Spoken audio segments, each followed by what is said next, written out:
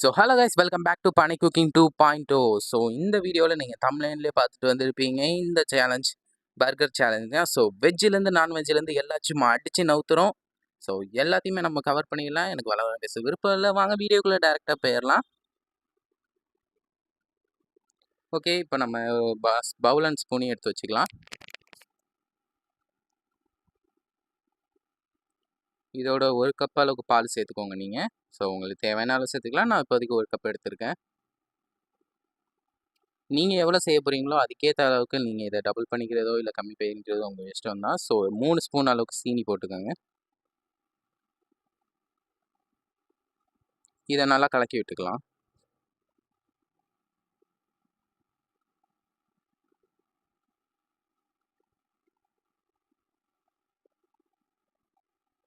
இதை நல்லா கலக்கி விட்டதுக்கப்புறமேல 1 ஸ்பூன் அளவுக்கு ஈஸ்ட்டு சேர்த்துக்கோங்க. இதை நல்லா மிக்ஸ் பண்ணிக்கோங்க. இந்த கட்டிகள் எதுவும் இல்லாமல் இது பண்ணிக்கோங்க. ஸோ பர்கர் அன்ஹெல்த்தி, இதெல்லாம் சாப்பிடக்கூடாது அப்படி இப்படின்னு யோசிக்கிற உங்களுக்கு நான் ஒரு முக்கியமான விஷயம் சொல்லிக்கிறேன். ஒரு தடவை சாப்பிடுங்க, தப்பே. ஸோ ஓகே கைஸ், இப்போ நம்ம ஒரு 2 கப் அளவுக்கு மைதா கொட்டிக்கலாம். ஸோ ஓகே கைஸ், 2 கப் அளவுக்கு மைதா எடுத்துக்கலாம். இப்போ தேவையான அளவு ஒரு சிட்டிகை அளவுக்கு நீங்கள் உப்பு சேர்த்துக்கோங்க. ஸோ நான் ஒரு சிட்டிகை அளவு உப்பு சேர்த்துருக்கேன். ஸோ இதை நல்லா கலந்து விட்டுக்கோங்க.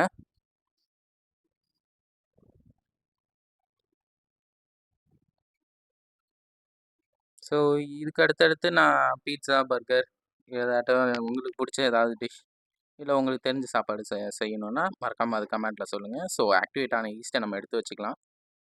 ஸோ அது எல்லாத்தையும் நல்லா கலந்து விட்டுக்கோங்க. கொஞ்சம் கொஞ்சமாக இதை சேர்த்துக்கோங்க. நான் இப்போ கொஞ்சோண்டு சேர்த்துக்கிறேன். ஸோ அது ரொம்ப சேர்த்து தண்ணியாயிட வேணாம்.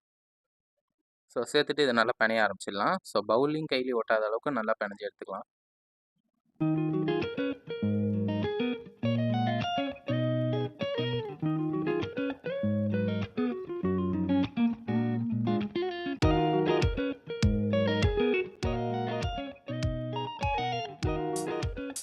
ஸோ ஓகே, நல்லா நம்ம பிணைஞ்சு எடுத்தாச்சு.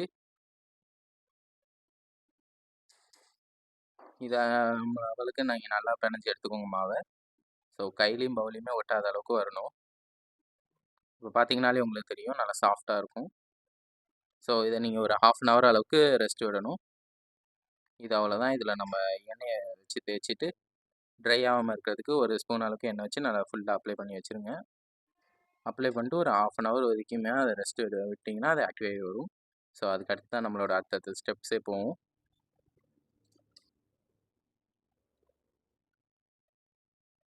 ஸோ ஓகே, இப்போ நம்ம எண்ணெயை தேய்ச்சி விட்டாச்சு.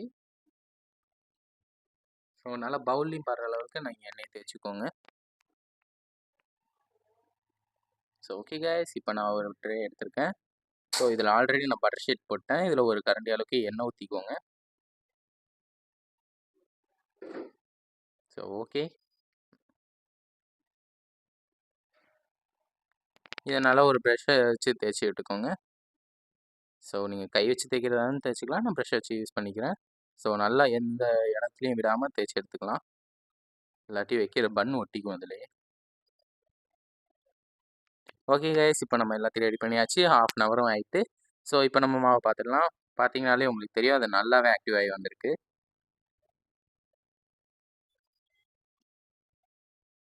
ஸோ இதை நம்ம ப்ரெட்டாக பிடிச்சி வச்சிட வேண்டியதான். ஆக்சுவலாக இதுவே ப்ரெட்டு தான். இதை தனித்தனி உருண்டையாக நீங்கள் பிடிச்சி வச்சுருங்க. ஸோ இது ரொம்ப சாஃப்டாகவும் சூப்பராகவும் இருக்குது. ஓகே, நம்ம இதுக்கப்புறம் வேலையை ஆரம்பிச்சிட வேண்டியதான்.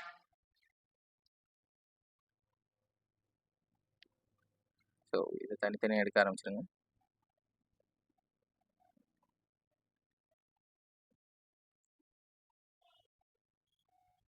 ஸோ ஓகே கைஸ், இதை இப்போ எப்படி செய்கிறதுன்னு நான் உங்களுக்கு தெளிவாக சொல்லிடுறேன்.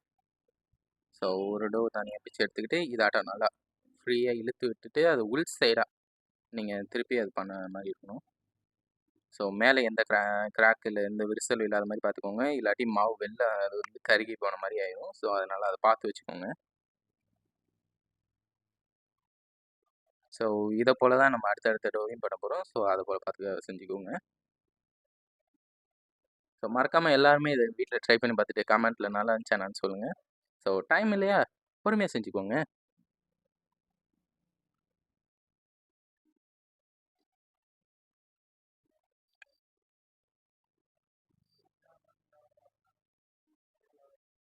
ஸோ ஓகே, இப்போ எல்லாத்தையும் ரெடி ஆயிடுச்சு. இதை இன்னொரு 1/2 அன் ஹவர் நம்ம ரெஸ்ட் விடணும். அதுக்கு முன்னாடி இது ட்ரை ஆகாமல் இருக்கிறதுக்கு மேலே ஒரு அளவுக்கு எண்ணெய் தடவிக்கலாம்.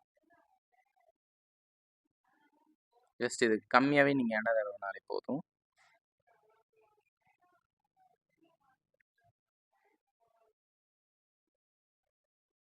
ஸோ ஓகே, நம்ம எல்லாத்துலேயும் எண்ணெய் தடவி முடிச்சாச்சு.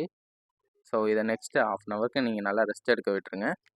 இதுவுமே ஆக்டிவ் ஆகி நல்லா பெருசாகி வந்துடும். ஸோ ஓகே கைஸ், இது நல்லா ஆக்டிவ் ஆகி வந்திருக்குன்னு நம்புகிறேன். பார்த்தீங்கனாலே உங்களுக்கு தெரியும். ஸோ எப்படி அது முன்னே இருந்த சைஸ்க்கும் இப்போ இருக்கிறதுக்கும் உங்களுக்கு நல்லாவே டிஃப்ரென்ஸ் தெரியும். ஸோ ஓகே, இப்போ எல்லாம் ரெடி ஆயிடுச்சு. ஸோ நம்ம சேனல் பார்க்குறவங்க பாதி பேர் சப்ஸ்கிரைப் பண்ணாமலே பார்த்துட்ருக்கீங்க. ஏன்னா பார்க்குறதுல 2% பேர் தான் சப்ஸ்கிரைபே பண்ணுறீங்க. ஸோ மறக்காமல் நம்ம சேனலுக்கு எல்லாருமே சப்ஸ்கிரைப் பண்ணிடுங்க. இப்போ நம்ம அடுத்த இதுக்கு போகலாம்.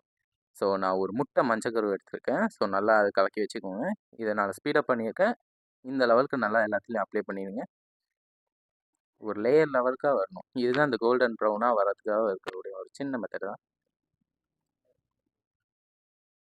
ஸோ ஓகே, நான் கருப்பு எள் எடுத்திருக்கேன். ஸோ வெள்ளை எள் எனக்கு கிடைக்கல, அதனால் கருப்பு எள் நான் யூஸ் பண்ணுறேன்.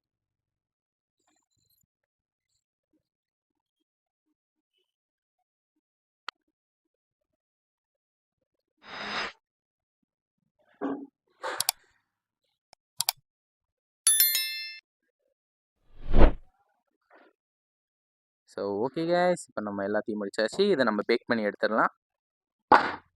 உங்களுக்கு பார்த்தாலே தெரியும் எவ்வளோ கோல்டன் ப்ரௌனாக இது வந்திருக்குன்ட்டு. ஸோ செம்ம சாஃப்டாக சூப்பராக இருக்கிறது பார்த்தீங்கன்னாலே உங்களுக்கு தெரியும்.